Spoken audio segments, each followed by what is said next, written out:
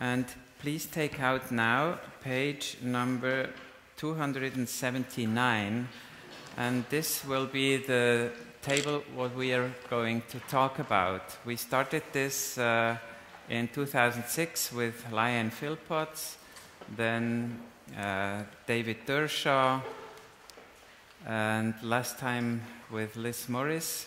We modified this table every time. In between, it was Carol Lee in 2012. And I hope we will come to some conclusion this time as well. I hope that we will be able to start the presentation. So that's where we are. In the National Coordinating Group of Breast Screening in Great Britain, they put together this table, and this table is still valid. We talk about the B3 lesions mainly. You can see that some of the lesions are B4 here. ADH suggestive of high-grade DCIS, but then there's also this next group, B5. That's not what we're going to talk about today. The lobular neoplasia pleomorphic type is not our subject, as also DCIS isn't it either. We made an agreement with Christoph Rageth previously that I will show you this slide regarding the nomenclature of the lobular neoplasia, LCIS, LAH, the nomenclature that you will know what we will be talking about. And I would like to show you that these are the names that exist. Lobular neoplasia 1, 2, 3. Atypical lobular hypoplasia, or LCIS, lobular carcinoma in situ.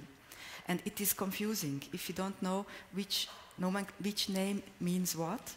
And I would like to show you, based on the current WHO classification, what we understand under classical lobular neoplasia and what is the rest. And I hope that you can follow this, how I made this folia, that you can say here that LN1 and LN2, when they are not pleomorphic, they are all B3 lesions, and they belong to the classical or usual type. So when you see literature data or diagnosis with ALH or LCIS, but not pleomorphic, they are all the classical one. And we call it, because it is easier, that everything that is this one is B3 and classical. And the LCIS cases that are pleomorphic and have necrosis and large cells, this is the B5A lesion. This is the pleomorphic LN, lobular neoplasia. So I think if we just follow this classification, then we can interpret also the literature data better. Is it okay? Good. Shall I comment on this table? There is also one more confusion in the literature because of the DIN classification, and as the table shows it, it is how it is that the WHO recognizes this diagnosis: usual hypoplasia, flat epitheliotypia, ADH, and DCIS. And 2012, the WHO classification withdrawn the DIN classification. So this is also what we do. We never introduced it, so we had nothing to withdraw, but there were countries that used the DIN classification. It doesn't exist anymore. And it is easier if we use only this classification. So as a surgeon, I want to make it simple for myself. We would like to talk, when talking about lobular neoplasia, about the usual type or the pleomorphic type. The usual type can be also called classical type or ALH or pure lobular neoplasia, LN1, LN2, LN2 or LCIS, but without necrosis and polymorphia, and with necrosis or polymorphia, it is pleomorphic type. So the risk lesions is the usual type. How frequent are these lesions? I put together all stereotactic vacuum-assisted biopsies of Switzerland and of our breast centers. The data are quite comparable. The ultrasound-guided vacuum-assisted biopsies, we have the same register since 4 years now, since 2010. That's why I could compare it. I did not have the exact numbers of Switzerland, but these are the exact numbers of the breast center during these 4 years. And the core biopsies are from 2001 because we register every core biopsy that we do at the breast center since that time. So most of the lesions, of course, are benign, and you can see all of these lesions, how frequent they are. We'll go into that when we talk about each separate lesion.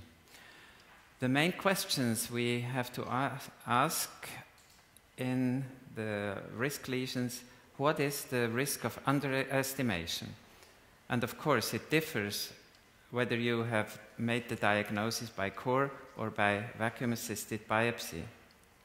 And some of them even perform core biopsies with 12 cylinders. Like in stereotaxy, in the earlier times, they did not have the vacuum-assisted biopsy because this needle just costs 600 Swiss francs, and the core biopsy that was used, they did 20 or even more biopsies to evaluate the microcalcifications.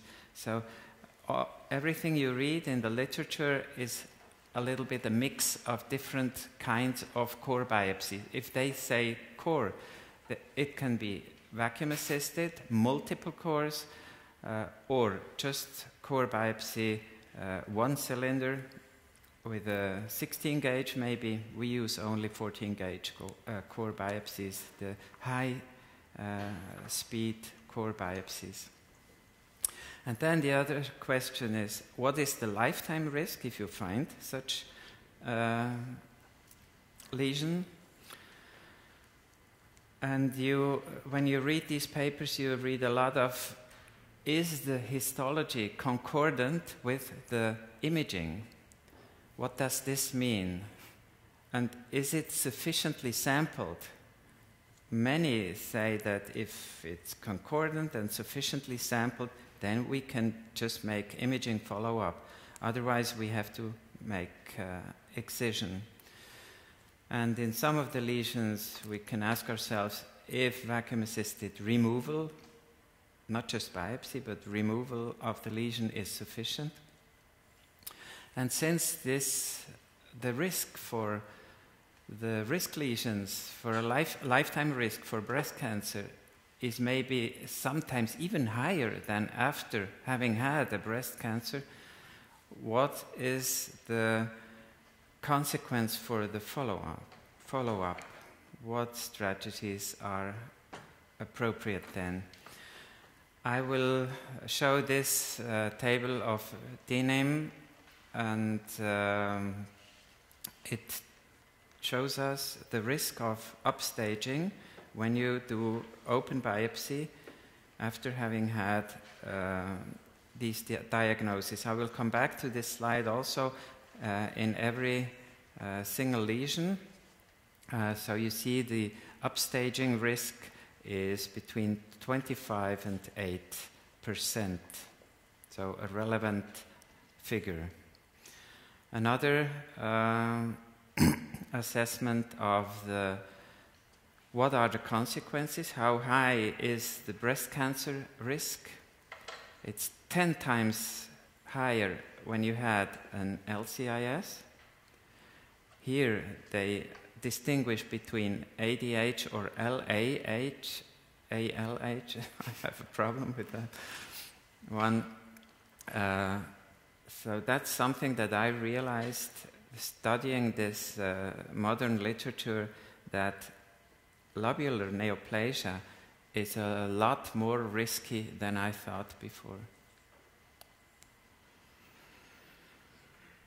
And then the lifetime risk for DCIS or invasive cancer at 10 years seems to be around 17% for ADH, a little more than 20% for lobular neoplasia or LCIS. But some of the publications even show higher risk. I'll come back to that. So, and this publication showed that the risk can be reduced substantially to 1/3 with tamoxifen if the woman supports this therapy. Just to finish this introduction, another paper about probability of upgrade. You can see that papillary lesions have a very, very low risk of upgrade, and this has, of course, consequences for the therapy. Lobular neoplasia does not have a very high upgrade, so if you make a diagnosis of a lobular neoplasia, only in every 10th case you find more in open biopsy. But ADH, of course, has a high upgrade rate because ADH is actually a small DCIS, and if you find an open biopsy a DCIS, this is also already an upgrade, but it might be just due to too little samples. ADH has a limit of 2 millimeters and DCIS is larger. And what are the recommendations? And this is just to show how insecure the US breast surgeons are about this subject. Some of them do routine excisions, and some of them no excision at all, and some of them use excisions selectively.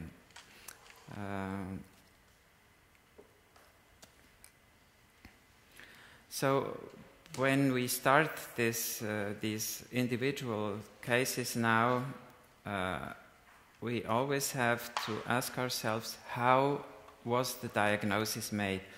And the papers published are not very good in specifying how the diagnosis was made. Was it a corneal biopsy, vacuum-assisted, or even open biopsy? Has the lesion been removed with the vacuum-assisted diagnosis?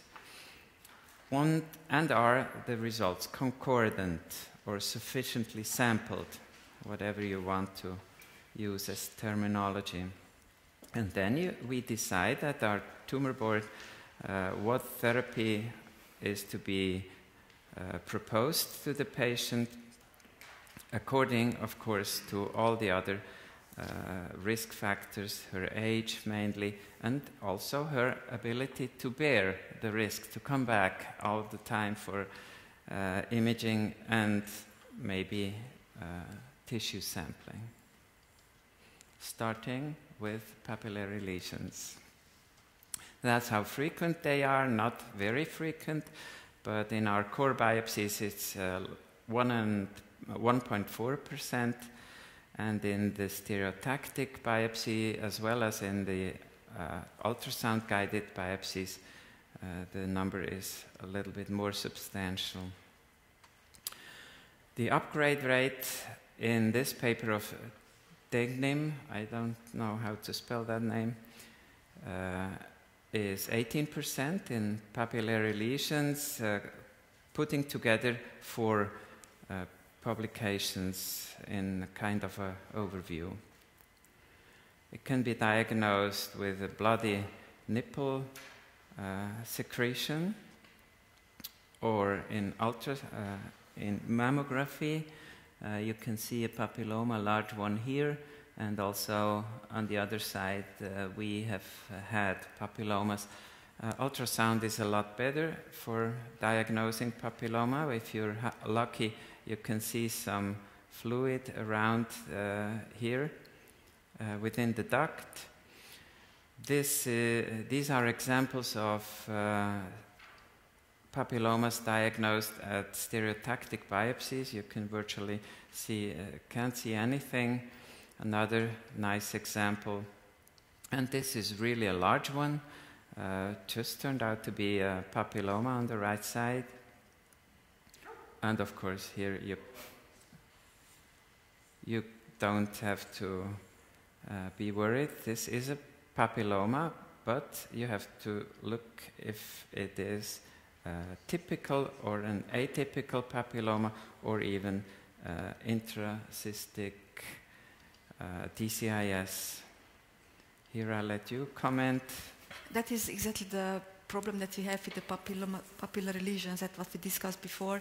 I think it is a core biopsy, and we see a part of this papillary lesion. And what we see here, that is benign, but I don't know what is here. It is a part of the papilloma. What I see here, an incomplete removed papilloma, and it is a B3 lesion because we don't know what is in the rest. So that was the core biopsy of this papilloma. We were too much afraid of making a vacuum-assisted biopsy at that time. Nowadays, I would be comfortable with performing only vacuum-assisted biopsy. In this case, it turned out to be a simple papilloma without atypia on open biopsy. We put together our cases, 180 papillomas, most of them diagnosed by core biopsy, 1/3 of them by vacuum-assisted biopsy. This work is was accepted, and it will be published in the Breast Journal in April. And we showed that we are comfortable with no open biopsy. Just do open biopsies if we have atypias or associated pathologies like radial scars, ADH, lobular neoplasia, flat epithelial atypia. And then we had also some upgrades. Sorry. In the vacuum-assisted biopsies, we had no upgrades when, no, that's not true.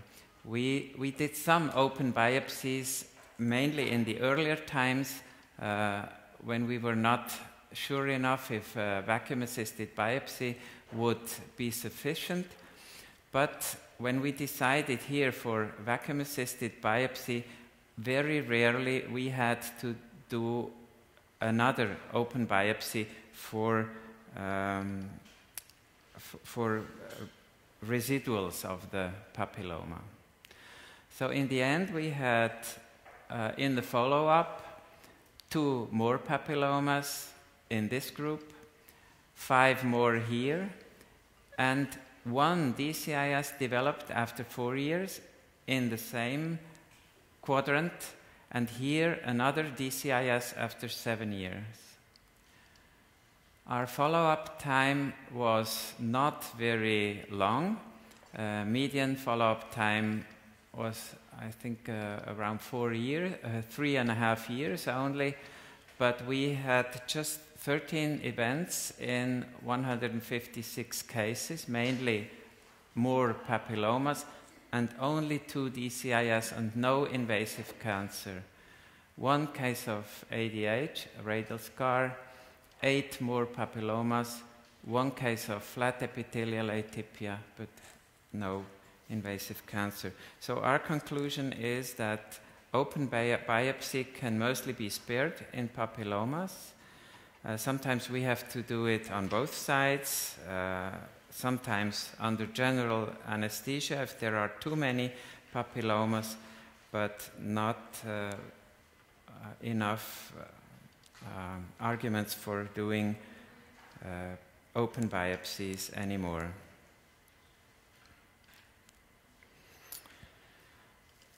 Of course, this is only true for papilloma without atypia.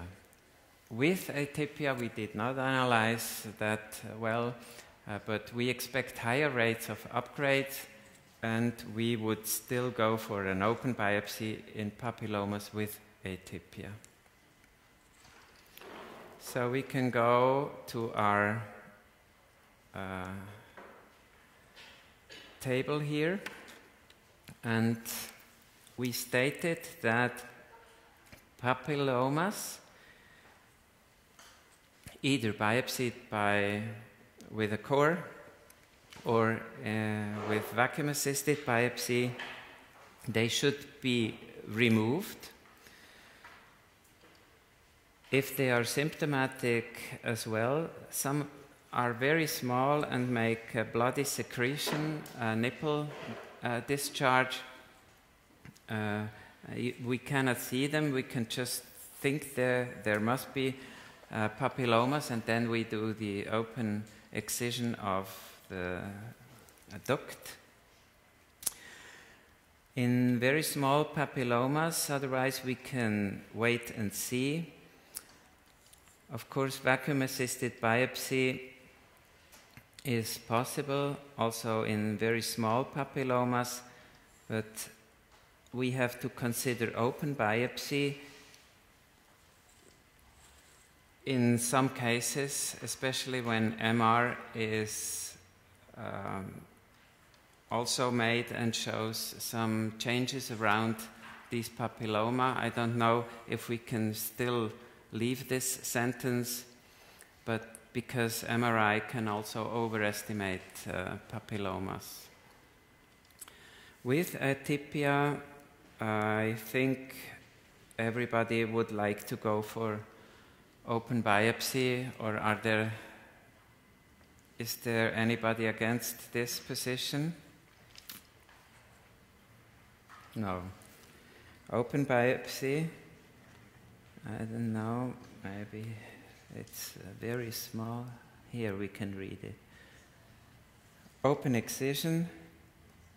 It's the first time we distinguish between papilloma with and without atypia.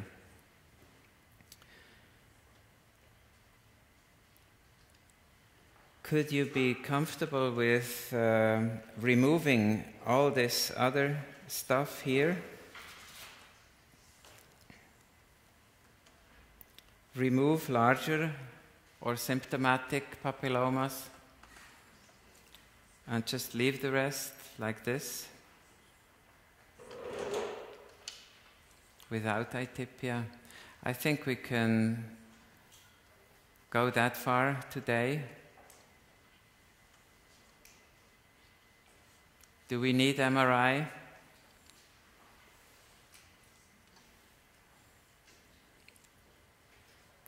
It's hard to see you. No reaction. Yes? Very good.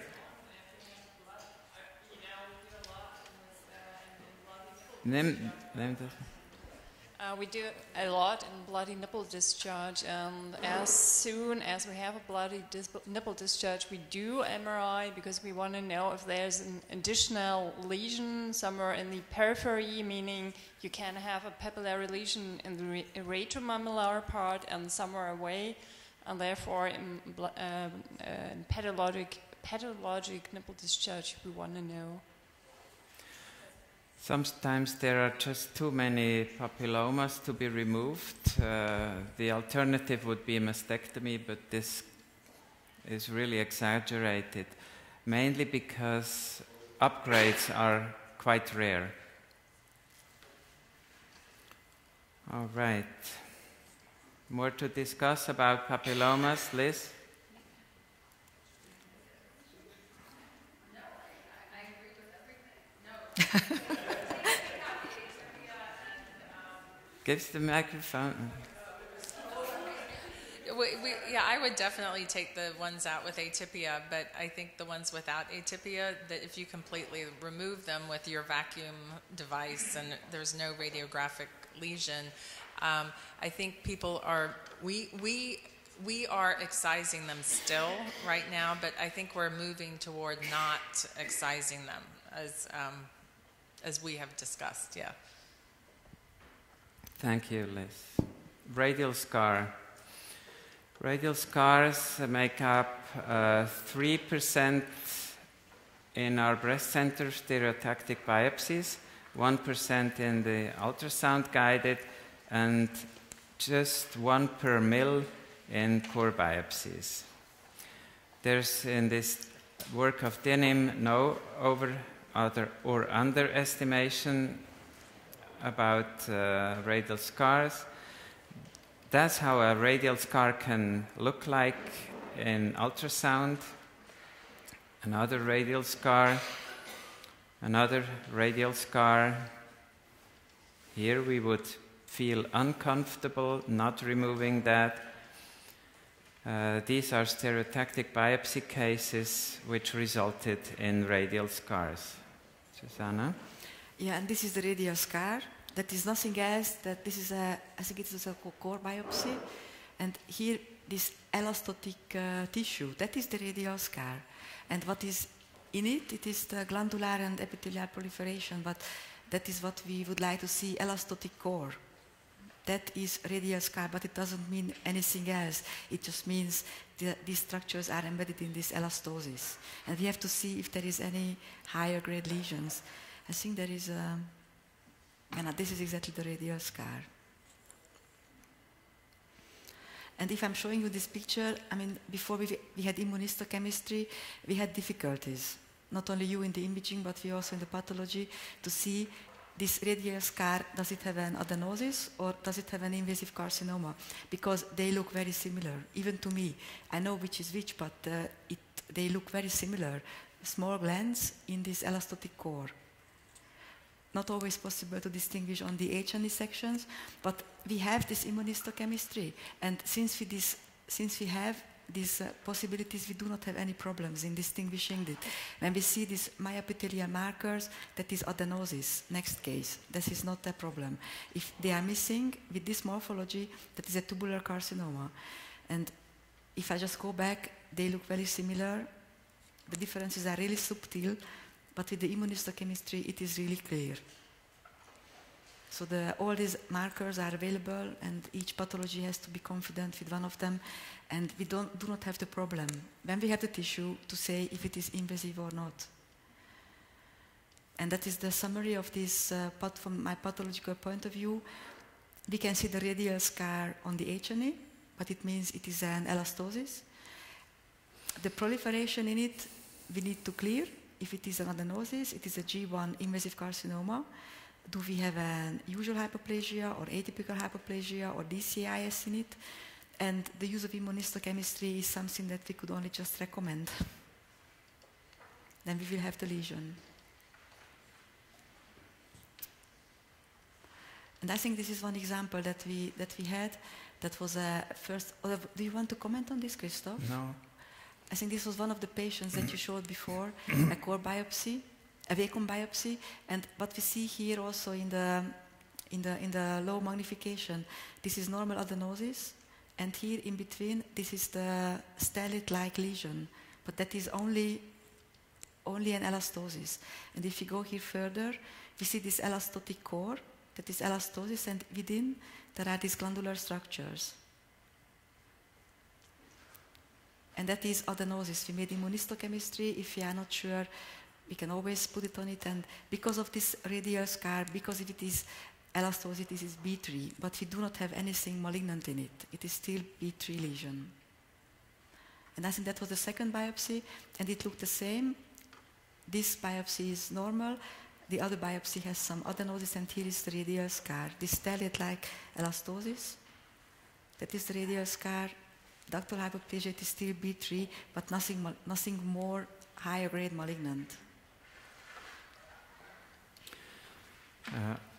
In this paper of Aroner, they tried to estimate the odds ratio for development of breast cancer, and they concluded that it is uncertain whether radial scars are just a marker or if they are precancerous lesions themselves.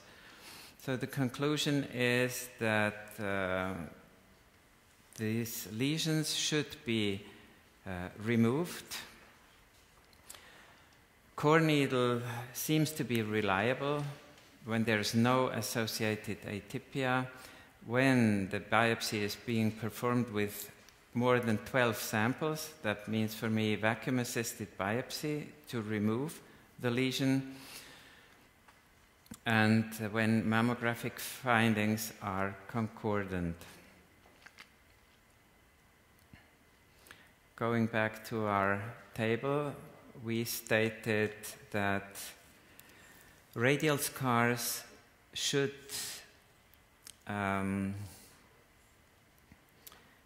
be excised with vacuum-assisted biopsy if the diagnosis was made by core, and if it was made by vacuum-assisted biopsy, wait and see is justified. If no stellate lesion is in the mammogram, I think we can leave this away, because if there is still a stellate lesion, it has been removed. It should be removed. If there was a stellate lesion and it's gone now, it's gone. Do we need MRI to follow up? Radial scars? No.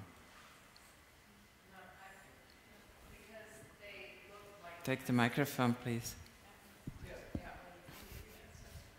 I mean, it's the same if you, the radial scar looks on the MRI like on the mammogram, and you can follow up it on the mammogram or the MRI saying you don't need the MRI. Is it? Mm-hmm. Probably the MRI is going to make you want to take it out, because it looks suspicious and has a lot of suspicious spiculations, irregular enhancement. We find a lot of radial scars now when we use tomosynthesis. We're going to talk about this in 2 years. All right? Anything more to say about radial scars? Okay. Phyllodes tumors. This gave me also some headaches. They are very rare. Core biopsy, 23 cases in our breast center, nothing, of course, in stereotactic biopsies. And Tegnim did not say anything about upgrades. But this is an example of a Phyllodes tumor, very large one. Another aspect. And also this area was Phyllodes tumor. Zsuzsanna. I really like this picture. It is from a book, from this publication, and I wish that the real life would look also like this, but we never have such nice phylloid tumors on the core biopsies. But this is how it should look. We see these leaf-like areas, a little bit less epithelial stroma component and hypercellularity. That is from the pictures, but as I said, phylloid tumors look a little bit different when we are getting it for a diagnostic. And that is the one question that we have to ask when we are dealing with the biopsy. Is it a fibroadenoma or is it a benign phylloid tumor? That is not easy. That is one of the biggest problems that we are having now, because there are so many overlapping features, and we accept this reality that it is not always possible. When we are seeing a clear hypercellular stroma, it is okay, but it is not always hypercellular, and the leaflets can become evident also in a fibroadenoma. So there are the criteria difficult to apply for the diagnostic. And the whole spectrum is here. There are the 4 categories: fibroadenoma and the 3 groups of phylloid tumors. As I mentioned, the distinction between benign phylloid tumor and fibroadenoma is difficult. That is not a problem. Borderline and malignant phylloid tumor are for us straightforward because we have more criteria and the histological picture is more obvious. And what I would like to say to the literature, it is very important to know who wrote these papers. We had a little discussion with Christoph Rageth previously, and I suggested to consider papers from Professor Ten, because she has the largest collective ever from phylloid tumors, and she's using the criteria that is in the WHO. She made this chapter in the WHO, and I think what she means under borderline and benign is what we should also follow in the WHO criteria. And in this series, she just showed here the frequency. Most of them are benign, 9% malignant, and up to 20% are borderline. And I think her criteria are reliable. And that is one point that I would like to point out. What are the factors for you when we are giving the diagnostic? What is important for local recurrence? And these are the 3 points: the stromal atypia, the stromal overgrowth, and the margins that we can give you reliably to predict the local recurrence. Mitotic figures in stroma, grading, and assessment to the margins, how far away it is, the distance to the margins are difficult. There is also a high interobserver variability. And there are 2 more tables in her paper, and one of them is the multivariate analysis. And in this multivariate analysis, only these 3 factors became significant that she also mentioned here: the atypia in stroma, the stromal overgrowth, and the margins. And on the margins, she understood positive or negative, but no more information on that. It is something that we can give. Is the tumor on the margin or it is not on the margin? But it's difficult to say if it is just half millimeter away in the distance, but they became in the multivariate analysis all significant. And also for me, what was very important to see that when she made a univariate analysis, then all pathological factors became significant. But we have to know that they are not always reproducible, and it doesn't really mean that we can use that in our everyday diagnostic because it is just a univariate analysis. So what I learned also from these papers, that these 3 criteria are important for us to consider when we are dealing with these tumors.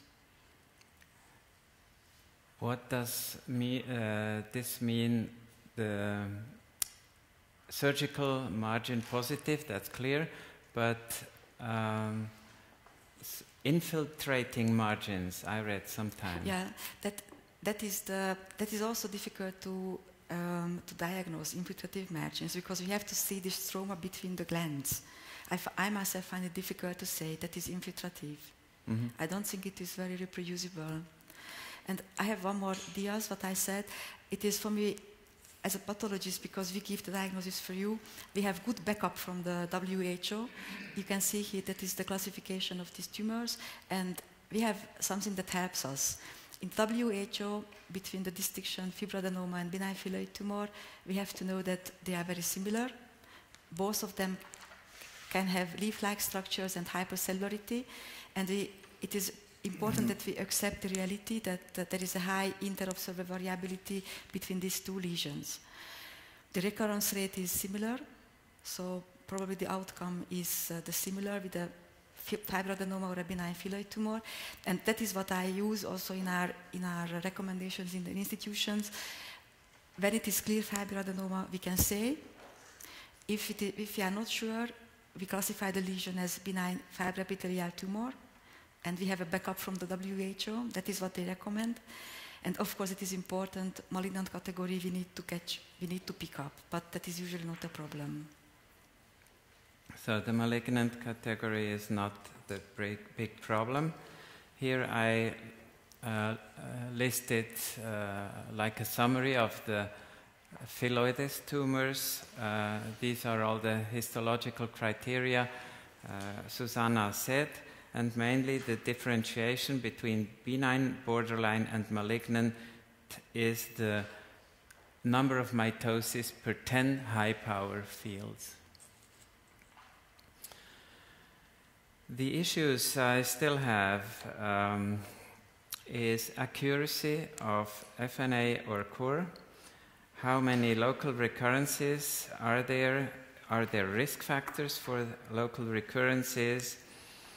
Are there associations of the type of excision, enucleation, or radical removal with local recurrences? How often are upgrades in the recurrence? Because this is something we should try to avoid.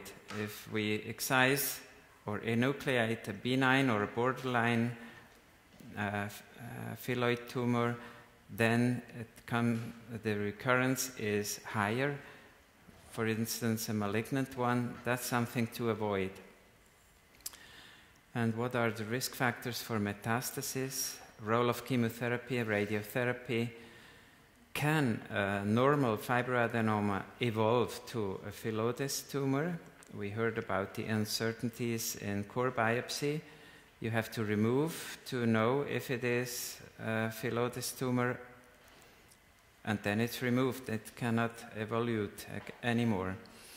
And are there maybe biomarkers? Here is the accuracy of the core and FNI, and you can just read these numbers here. These are the false negatives, 43% in total, a little better or less worse when you use core, and FNA is really something you should forget for solid tumors anyway.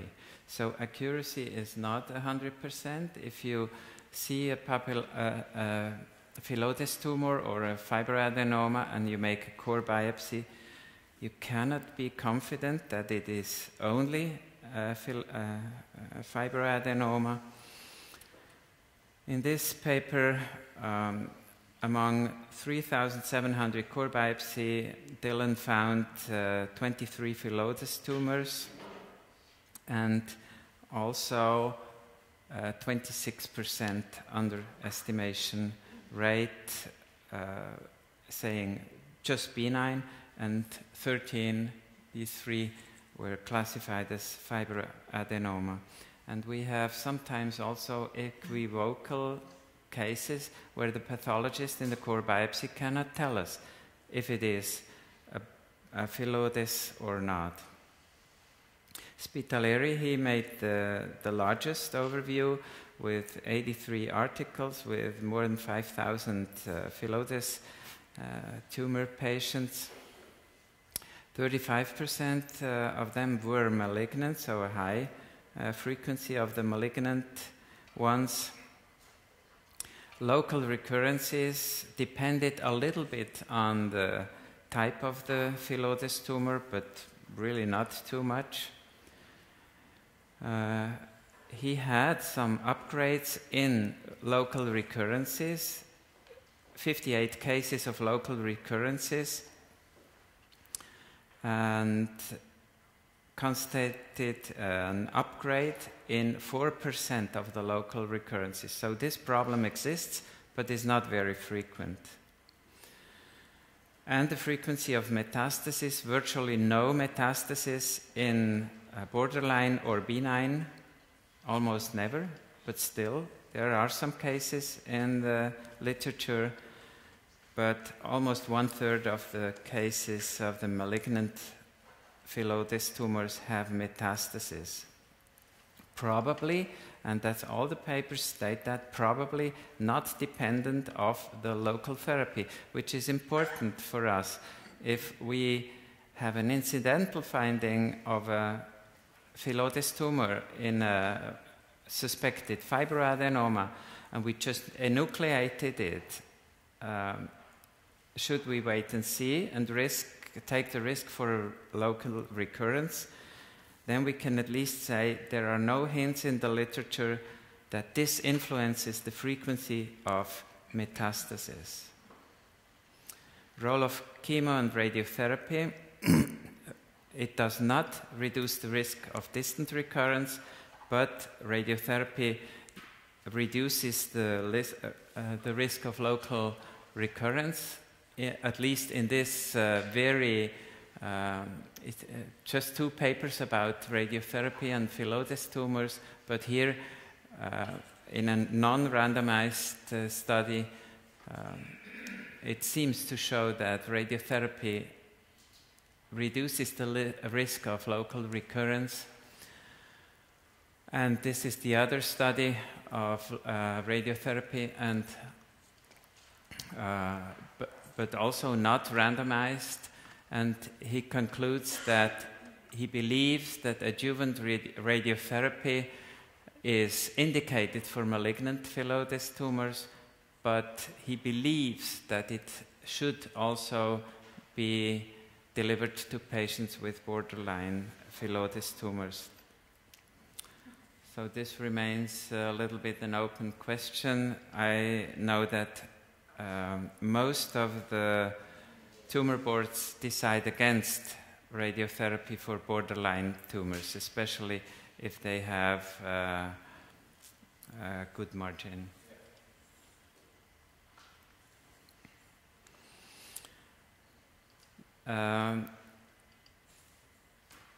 You hear very often phyllodes tumor needs 2 centimeters of a margin. Why should this be so large? If even in invasive breast cancer we accept tumor not to the ink. There are more local recurrences, of course, but it does not seem to influence metastasis. And very interesting also this work of Park, dealing only with benign phyllodes tumors, not borderline, not malignant. He had, Park did not use core biopsy before ultrasound-guided vacuum-assisted biopsy. So that's not the way we do it in Switzerland mostly.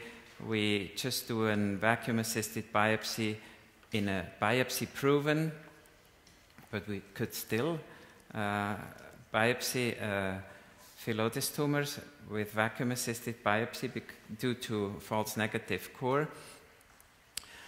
He excluded the borderline and malignant from follow-up, but instead did a re-resection.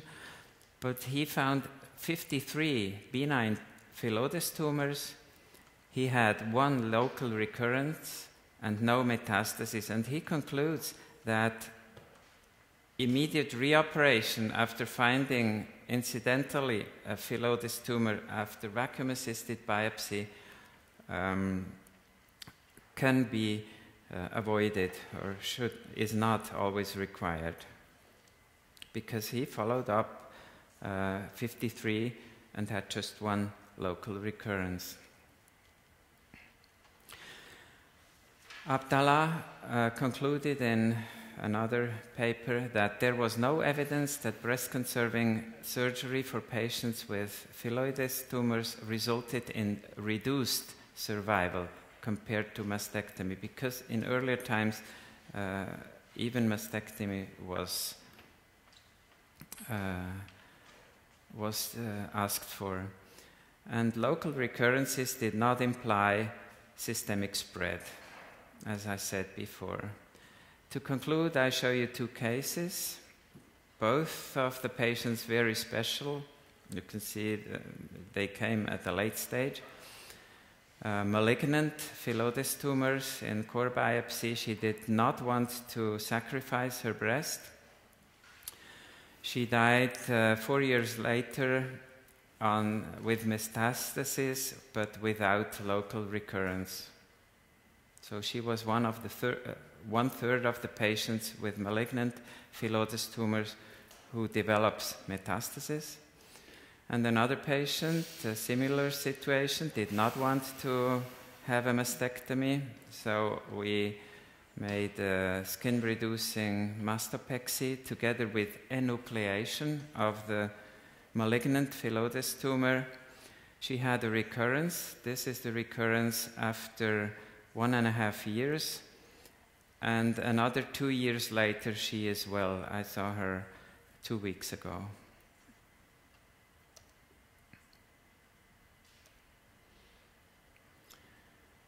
There are some papers who suggest possible transformation of a fibroadenoma to a phyllodes tumor. I don't know if this is based on a possibly false negative core biopsy. And this is just to show that ultrasound signs are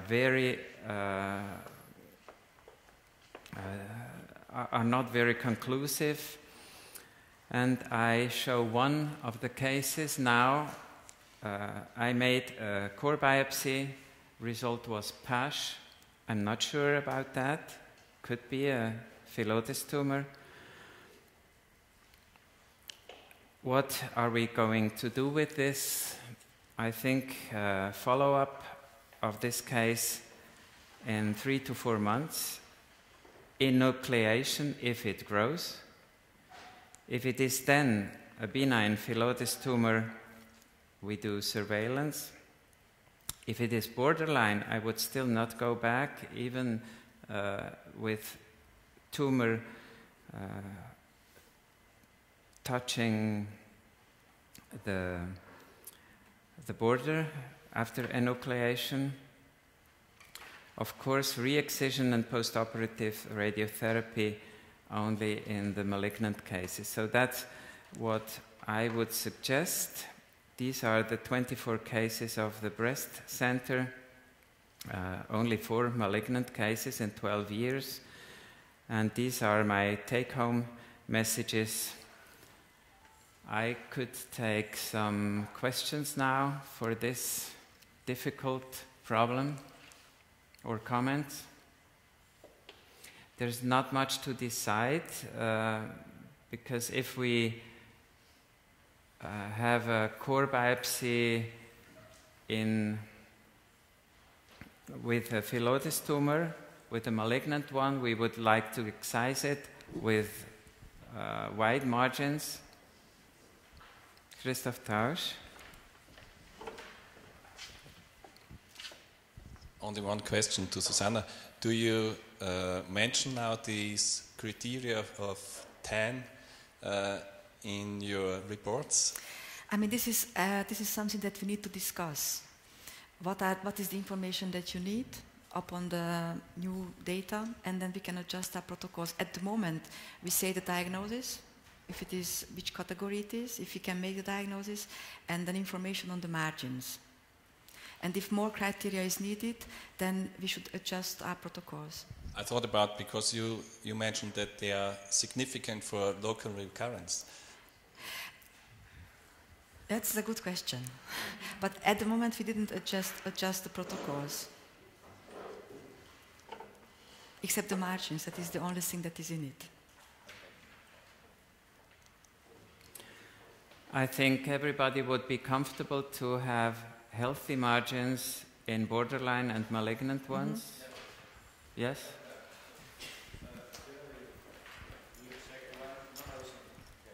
We select 1 centimeter, 3 margins in the borderline,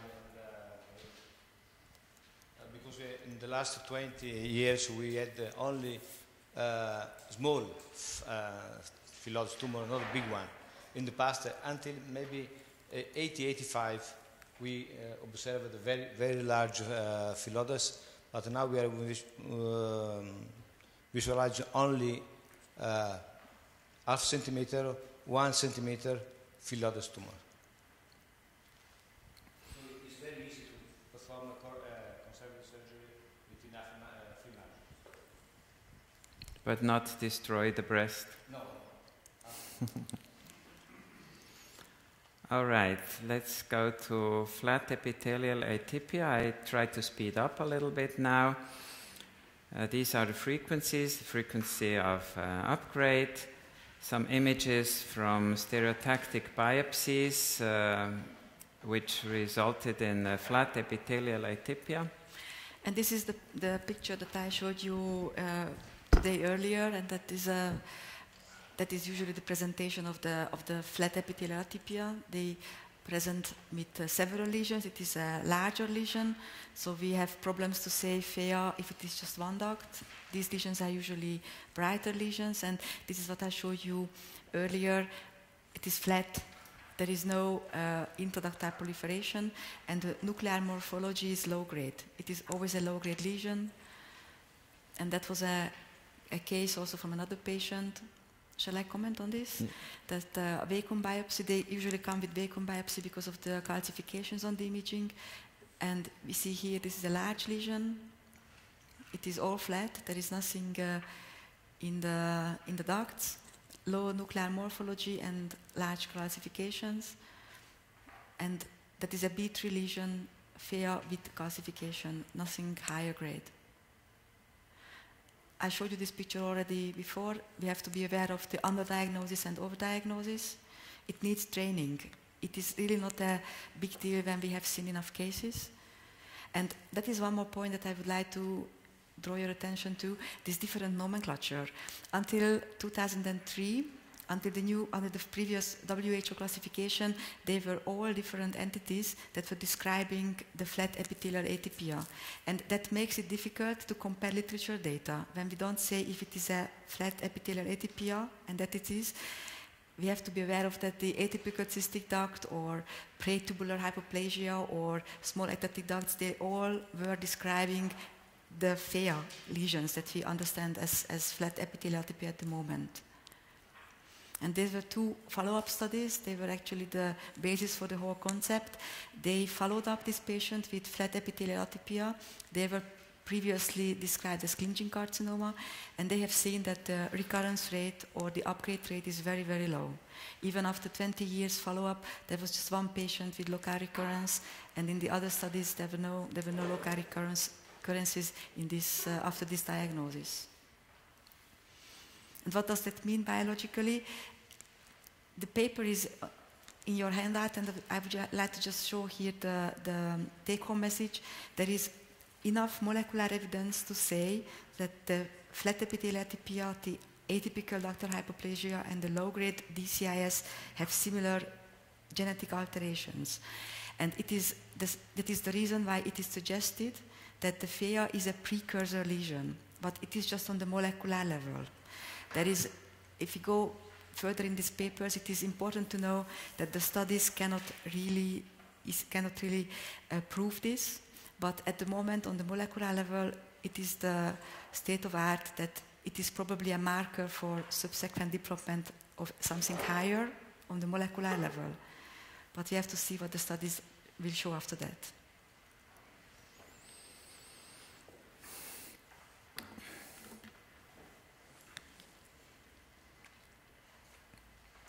One of the papers that tried to reach to a consensus, if these columnar cell lesions were well sampled, pathologists were satisfied. This is very important. And all the results were concordant. We can go up to follow-up. And I think also we do not have to change a lot with our wait-and-see policy in flat epithelial atypia, even made by core. The visible lesion should be excised. You agree, Liz? Even in flat epithelial atypia, if there's something looking very benign on ultrasound?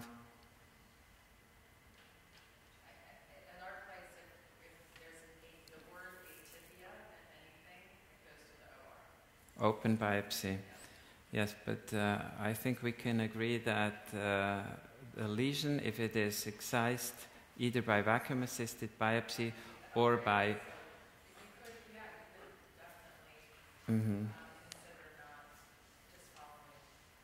Good.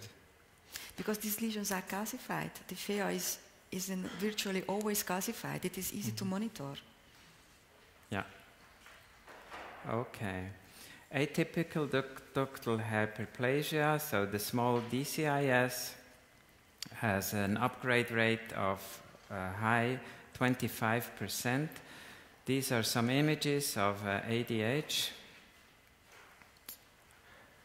Stereotactic biopsy for ADH.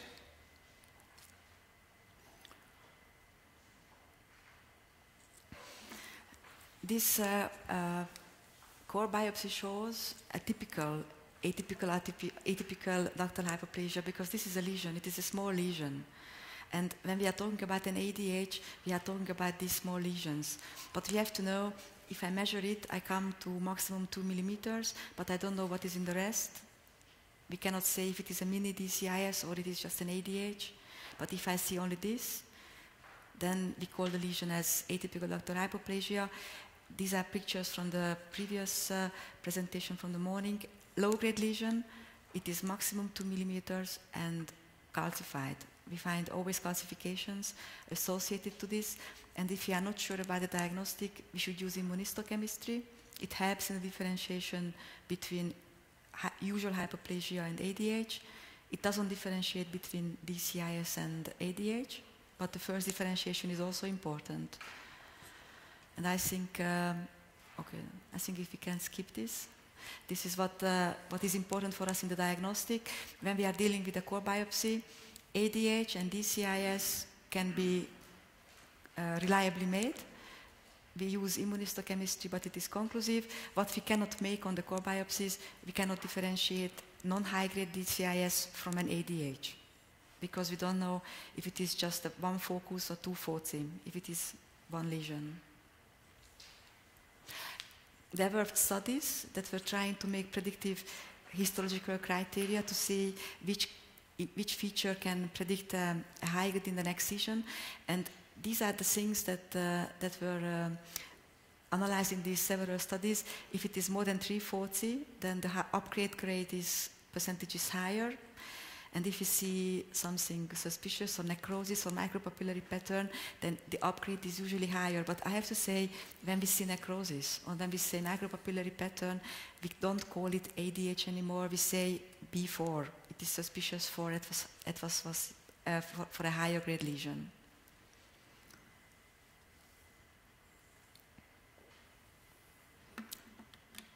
That was still one of yours.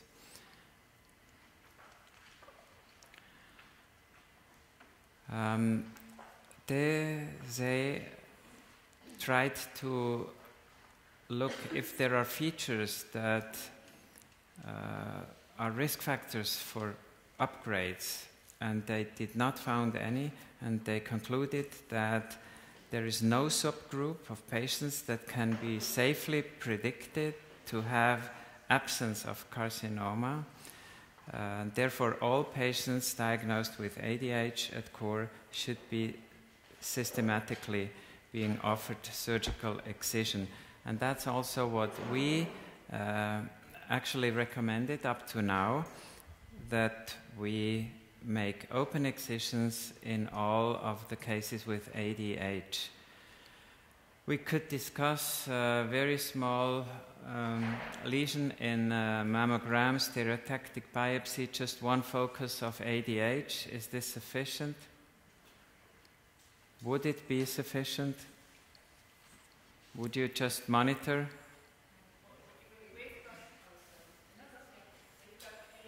Take the microphone, please.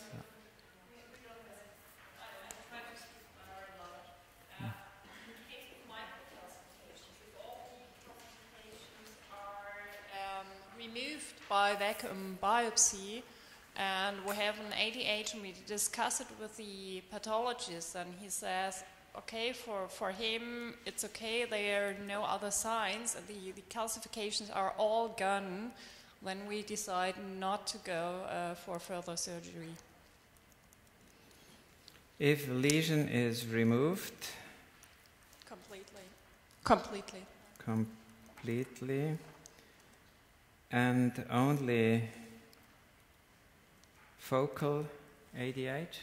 Absolutely. Yeah. Yeah. I mean, I think it is a good statement for cases that are calcified, and I think 99% of the ADH cases are calcified. But when we say it is ADH without calcification, then we have to be cautious because we cannot monitor it. With calcifications, that's just for more monitoring purposes. Wait and see. But Christoph, doesn't that have to go in the other row? Because now you're in the core biopsy row. Yeah, so right. Yeah, okay. I will change it. wait and see could be justified. Huh?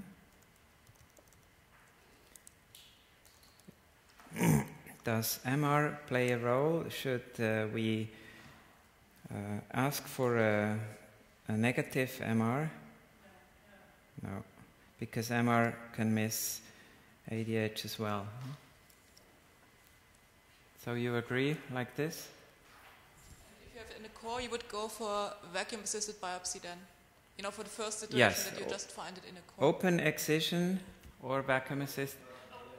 Or If we find it at core, I think then we make a vacuum-assisted biopsy. We find an extensive ADH, so maybe this is a case for open biopsy still. Mm-hmm. Okay. Last one, we're almost done. Lobular neoplasia, upgrades quite low. This is an example of a lobular neoplasia found at core. But when we do a core, we decide what to do if this core is negative or just suspicious, like this lobular neoplasia. And in this case, vacuum-assisted biopsy followed and showed an invasive lobular cancer. This case was a lobular neoplasia only. Vacuum-assisted biopsy removed the whole thing thereafter, just lobular neoplasia. And this was another case of lobular neoplasia found in this dilated duct. Some stereotactic biopsy examples which resulted in just lobular neoplasia. And here we come back to the slide that Zsuzsanna showed already. It is just a repetition of what we mentioned before, that we are all aware of all these different nomenclature, what we are using, but we have this reclassification. With that, I think it is easier also for the interpretation of the literature data later on. One more point from our point of view, the lobular neoplasia is not always easy on the H&E diagnostic, and it explains also difficulties in previous literature. When we have the suspicion of this, we can use E-catherin. If it works, if it is lost, it confirms the lobular neoplasia. And this is what I would like to show you. That is a differential diagnosis. Solid DCIS or pleomorphic lobular neoplasia is still a problem for not trained pathologists in breast pathology because they look very similar.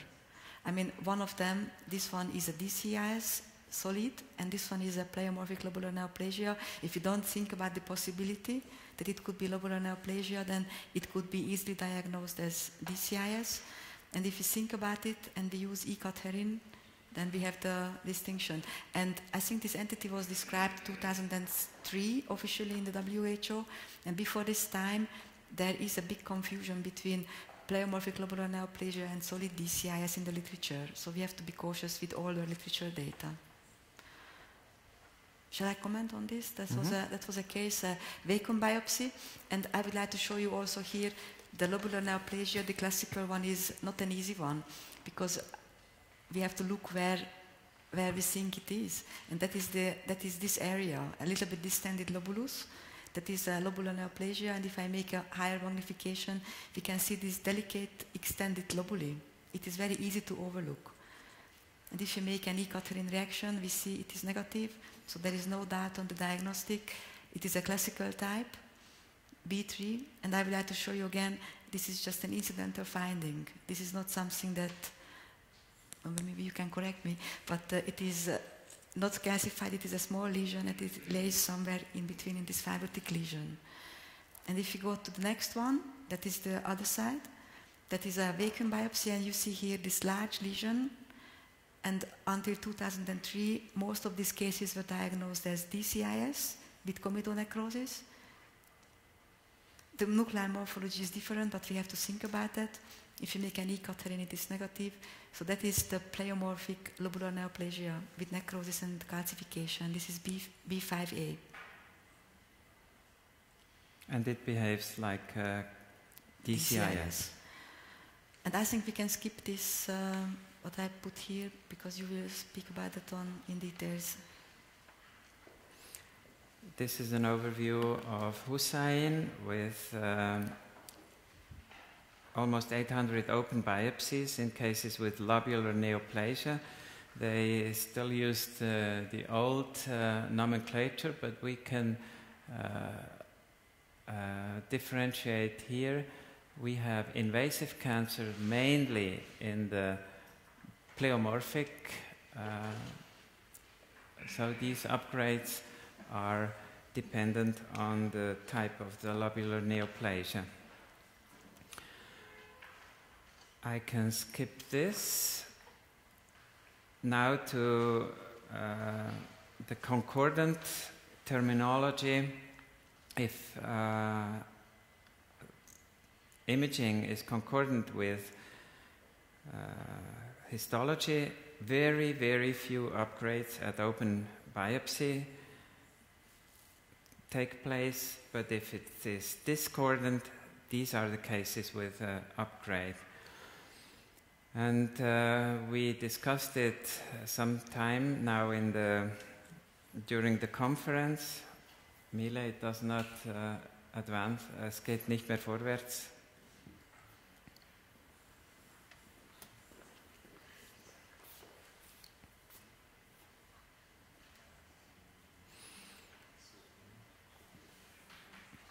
Danke.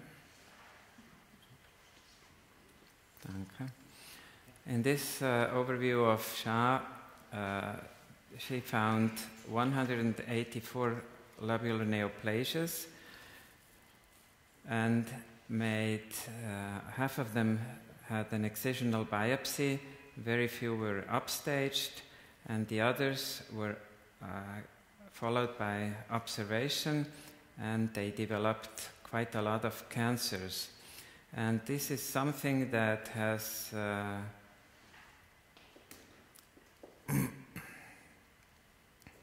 here, this one, I cannot skip this one because this is the most astonishing paper I saw. In a follow-up of pure lobular neoplasias after not even 4 years, almost 10% of the patients had invasive cancers. And this shows again that lobular neoplasia, if it is extended, if it is associated with a lesion, should be followed very closely and not just you have a higher risk. The risk is very high. It is more than the 20% that you require for follow-up with MRI in the US. So the patients with lobular neoplasia, not just one focus, but the real cases, they should be followed very closely. And of course also the lesion should be excised, the lesion that prompted this diagnostic procedure, either core or vacuum-assisted biopsy. So one last time, this our table. Let's check if this is still valid, what we said. We said pleomorphic lobular neoplasia behaves like a DCIS, and in DCIS we always recommend open excision, but here open lobular neoplasia, classical type, maybe I should add here classical type, requires removal of the ultrasound visible lesion. When would you recommend an open biopsy, Liz?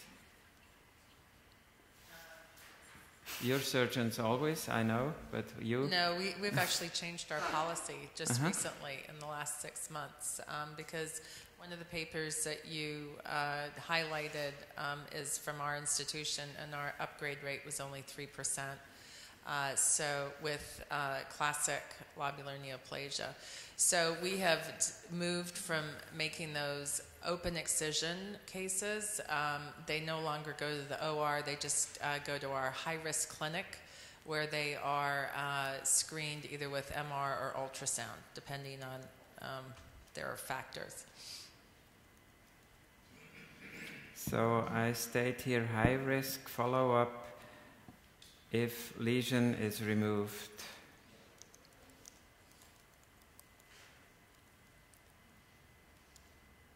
And the same on the other side, of course, because even after open excision, it remains a high-risk case. Wait and see in some situations, especially if MRI is negative. That means if the lesion is removed. Yes, I think we can leave it like that. Any other comments? Questions? Answers? Yes, I think this is one of the answers. Enjoy your evening. This is a view from